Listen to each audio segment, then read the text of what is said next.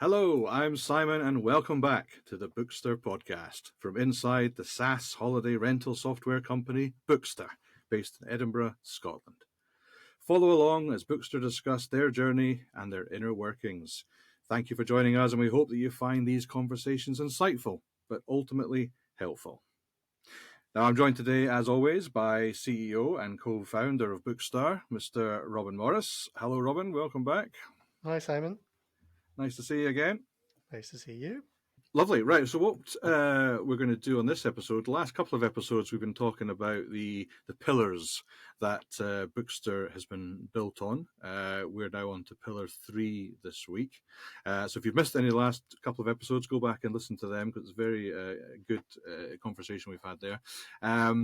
Pillar 3 is ease of use. Perhaps, Robin, you might want to start by telling us sort of what you mean by ease of use.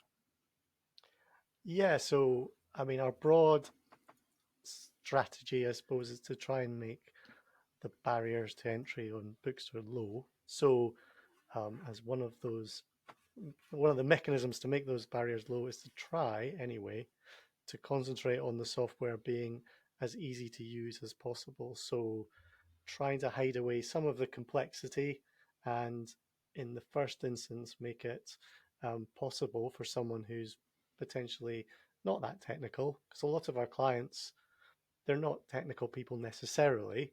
A lot of them are, they're obviously running holiday rental businesses, and their interest is in making guests happy, welcoming them, making their properties nice, and giving them advice on the local area, and being social. Their expertise isn't necessarily in uh, you know, software or setting software up. So what we try to do as much as we can is, when we're making the software, is trying to make it as coherent as possible, make sure it fits together, it's consistent. So we do the same, we have the same UI being user interface, sorry. So we use the same types of interfaces throughout Bookster. We try to make it possible for someone to get through all of the basics. So setting the property up, adding photos, etc., as much as possible, make it easy. Which we have competitors that are also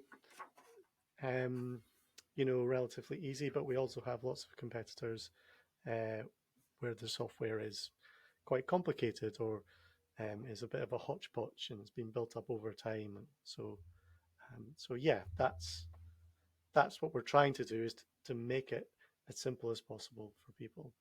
So yeah. And does that ease of use flow through to sort of every stage of the process? And Yeah, but I suppose what I mean by um, ease of use is simply the interfaces, the things that we're presenting to users when they're using Bookster. Um, and that also goes across into the guest side as well. So our a, a calendar widgets that you place on your own website are very simple. There's not very much choice in terms of what you can do as a guest. You can just click on a date and that's it, and then it takes you off and launches you off in the process of booking a property.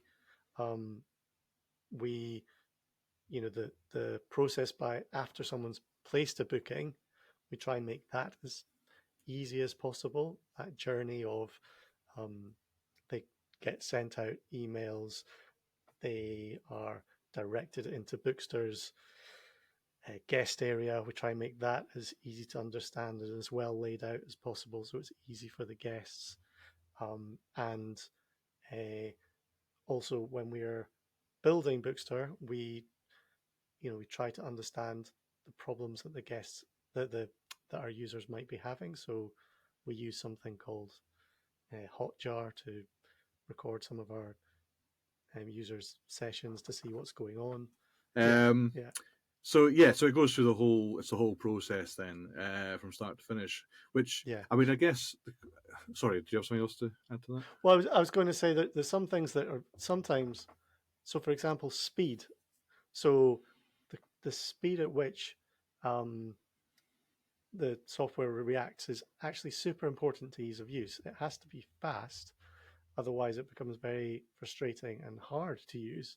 So that goes for uh, people logging into Bookster as property managers, that we have to make sure that we're trying to make it as fast as possible. And also when guests are doing searches for our sort of direct booking UIs, um, the speed is very important there. That it takes milliseconds to respond with a price and availability, so that they can get through that process quickly, or they can do lots of research.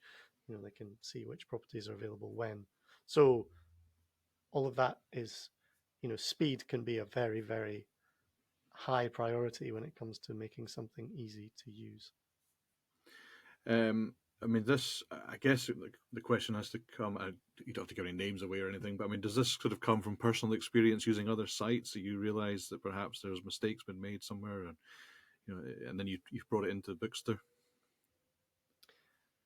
Yeah, I mean, definitely around speed. That's so you will see, and this applies to some of our clients as well. So some of our clients are using maybe like a WordPress site or something.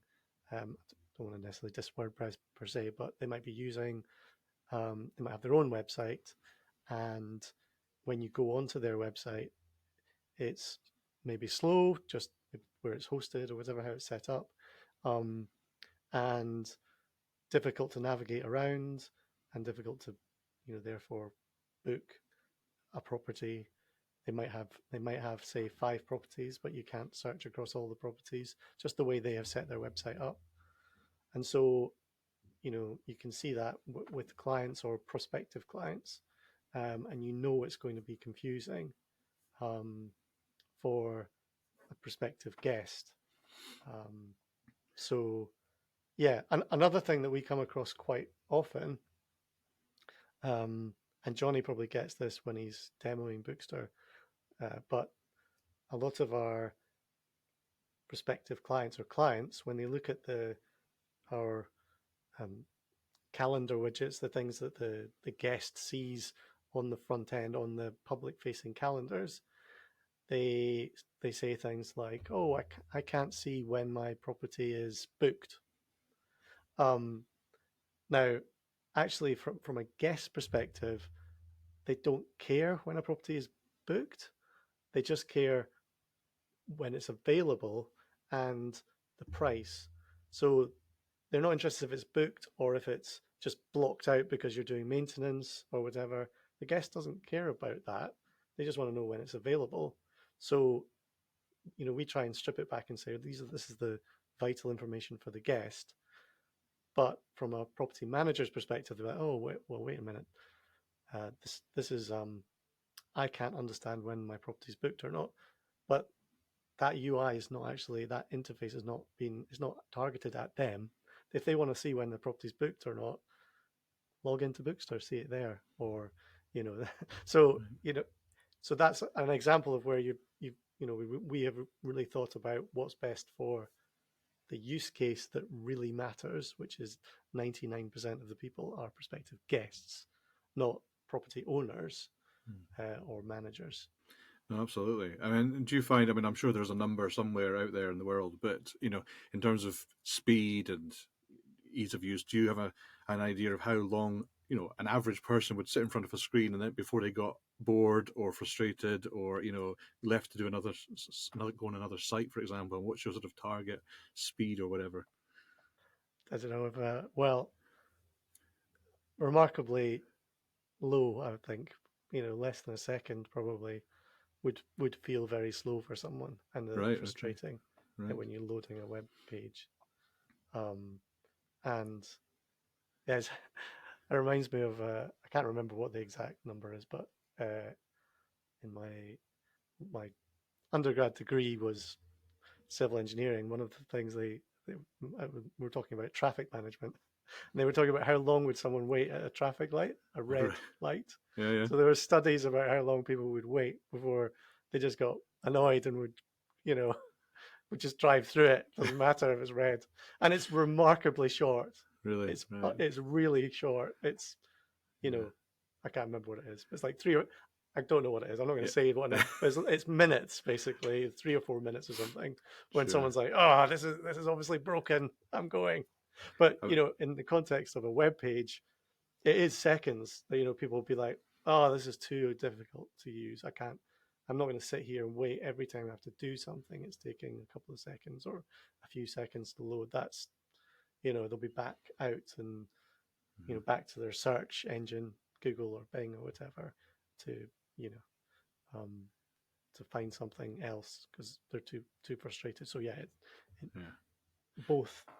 Yeah. I think probably the world that we live in, if people don't have time to sit around and wait for a web page to load too long. It seems to be the way anyway. I mean, that does lead us on to a question, actually. We had a question from somebody who's seen a previous podcast video.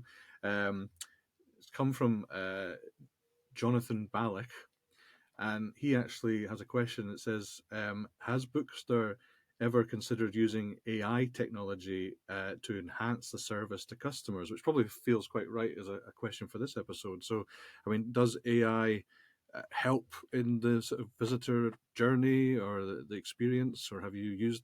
You know, I don't know how you differentiate AI from just websites. It's all computers, isn't it? But you know, I don't know. Do you have an answer for that one?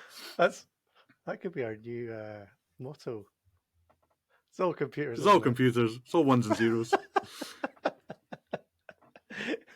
um, so what people typically think of, I suppose, as AI, would be things, you know, at the moment the sort of, not trendy, but the things that are getting the headlines are those large language model things that sound like humans when you give them a prompt of some description. So it does feel like, so we don't have it inside Bookster, but it feels like it could be that they would produce potentially quite good property descriptions, for example. Like it might be that you could use AI to look at some photos and describe your property from that, or at least suggest a description. We don't we don't really have any of that. Is Uh-huh. the short answer in a way.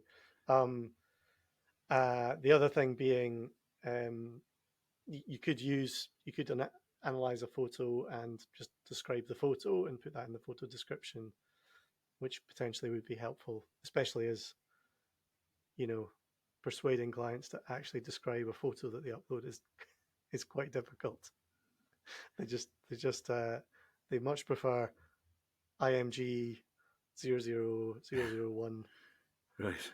dot Yeah, JPG. That is a much better yeah. title, apparently. Well, I Yeah, think. I mean the other. I mean, we have there was quite an impressive bit of AI that someone showed me quite recently, which was, and this does go to ease of use because it would be helpful, and that is improving existing photos. So, say you have a grainy or low resolution photo, which, you know, a lot of our clients upload these kinds of photos. They're either heavily cropped or they're old, Mhm. and this AI, um, the you know, would basically improve the resolution, but in a way that made it look like, you know, so it's taking the original photo and filling in a lot of the gaps, or, you know, say for example there was a rug and the rug was all pixelated. Well, the AI would, it probably doesn't know that it's a rug, but it might, Mhm. it would sort of identify it from the other millions of photos that it looked at and put in the texture of a rug. Right. So rather than this pixelated thing, it becomes really sharp. So that was quite impressive. So something like that. So we building in those kinds of things potentially would be, you know, it's a bit like in movies where they say enhance, Yeah. and then zooming Yeah. in. Yeah. Yeah. It all happens super quick, but Yeah. yeah. But no, I mean, I think that's quite interesting, actually. Yeah, and to get used to technology like that would sounds like it would be a good thing eventually. So watch the space for Bookster then, perhaps we can have some AI additions to it. Well, Jonathan Ballack, thank you very much for that question. That was a good question. Thank you. If anyone has any further questions they'd like answered or to put to Robin or any of the guests we have on the podcast, please do email them in to podcast@booksterhq.com. That's podcast@booksterhq.com, and we'll get round to answering them, I'm sure. And I think, like you say, ease of use, a very important aspect to the running of, well, any business, but obviously Bookster in particular as well. So, with that in mind, thank you for your time again this morning, Robin. You're welcome. And for everyone listening and watching, thank you for taking the time to tune in. Now, for everyone out there, as we always say, we do have our sister podcast, which is Smashing Your Holiday Rental Goals.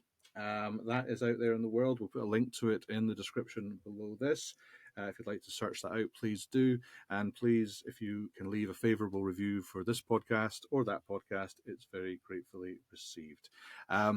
We will see you again very soon. We'll chat about the fourth pillar next time, and that'll wrap up our sort of mini series of the pillars.